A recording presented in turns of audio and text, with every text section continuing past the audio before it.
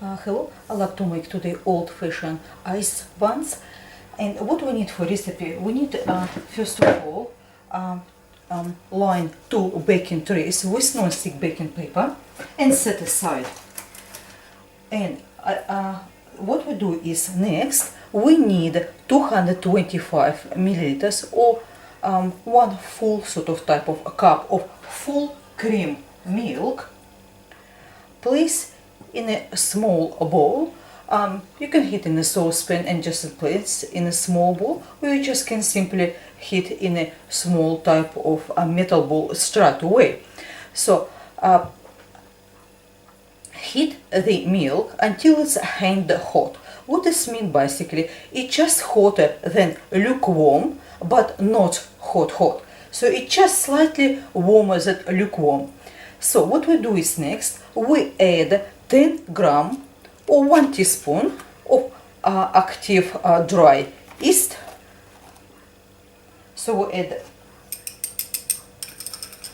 10 gram of dry yeast and 1 teaspoon of caster sugar. We need in total 50 gram or 1/4 cup of caster sugar. So we simply take 1 teaspoon and sprinkle on top of yeast mixture.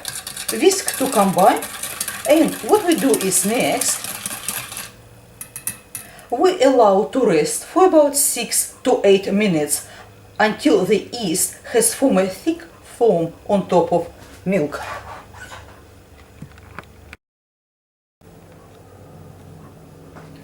Once yeast mixture formed a nice thick foam on top, as you can see it's even puffy. So what we do is we place in a large mixing bowl 3.5 cups of a plain flour, add 1 teaspoon of salt, remaining of 50 grams caster sugar, just 1 teaspoon less because we use it. Mixing together with metal whisk, and what we do is next mix to combine, and we mix some well in the middle using a wooden spoon, and we add our milky yeast.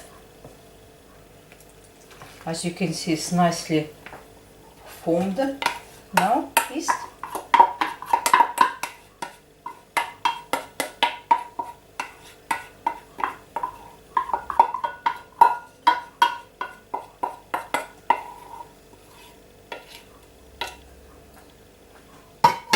Followed by 1 egg, which is slightly beaten,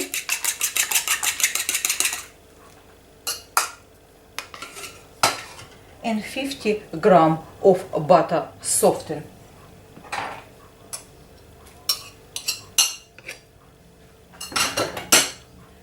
We mix in with wooden spoon for start. Once it's come together, we can use our hands to mix it, to mix dough. Also, if you like, you can use a stand mixer fitted with a dough hook attachment and do exactly the same as we do now. So mixing until it's nice and even.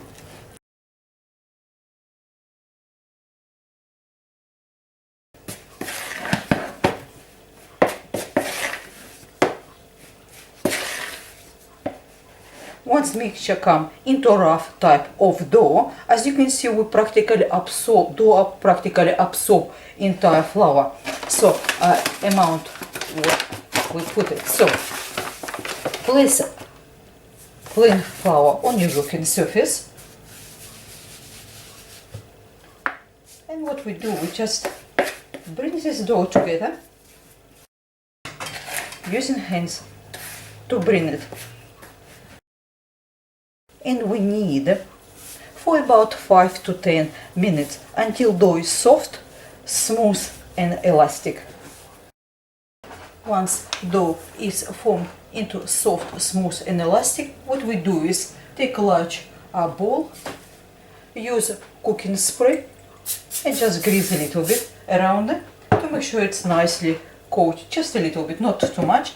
And what we do is we take our dough, place in the middle and use plastic wrap or clean wrap or food wrap, and we simply cover.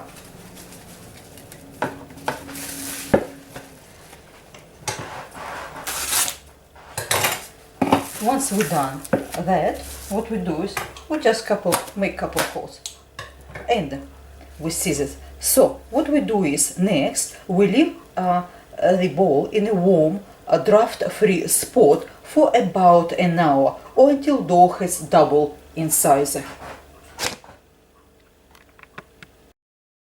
Next step is, as you can see, our dough is double in size. So what we do is we just open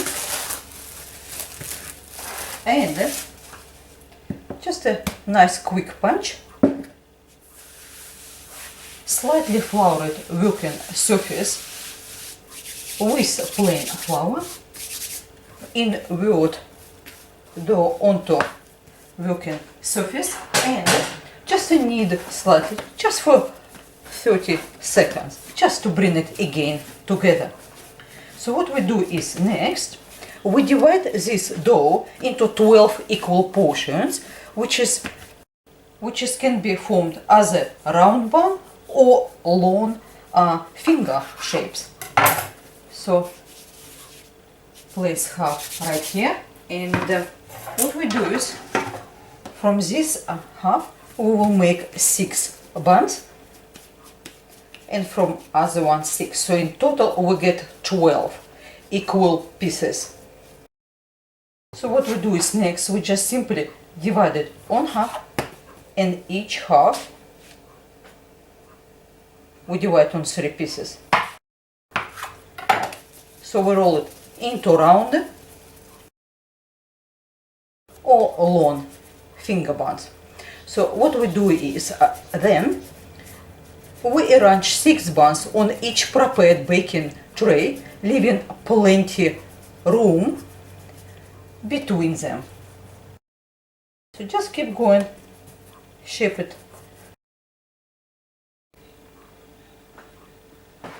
Once all 12 buns are shaped and placed on a prepared baking tray, so what we do is we take a clean wrap or plastic wrap and cover loosely, just like this, without tidying or anything, just right on top. Cover loosely, and we leave it and allow to rise for about 1 hour or until it's double in size. And when dough springs back, when gently press with your fingers. Also, meanwhile, basically preheat oven to 190 degrees Celsius or 375 Fahrenheit. So let's allow for about 1 hour, depending how warm your kitchen is, to rise buns. When buns are raised, we bake buns on the middle shelf of the preheated oven for about 15 minutes or until golden brown. Good idea swap baking trays around halfway through baking to ensure buns are brown evenly. Once they're baked, basically take them out and allow to cool on the baking trays for about 2-3 minutes. Then transfer on a cooling rack to allow cool completely. Then we can make some icing. So remove clean wrap and place buns for baking. Once baked and cooled down, what I like to say also, it's good idea, do not wait exactly 1 hour. If your kitchen or whatever you place in tray with buns to rise, it's warm and they double in size, is they ready to put it in the oven. Because what would happen is they could actually over rise and just top cannot hold it and will collapse, just like this one, for example. It's nothing wrong with this bun, but just will be not as round. And what we do is, now we're using simply icing mixture or icing sugar, mix with small amount of water to achieve thick but spreadable consistency, like a paste sort of. And we use a variety of sprinkles, whatever you're able to find, colorful or pink ones or any of your choice. As well as, if you like to create pastel colors, add a small amount of the pink or blue or green to create pastel colors of icing mixture, using toothpick to adding, because you need a very small amount of gel food coloring to create this sort of color. So what we do is, now once icing is done, what we do, we spread on top of bun.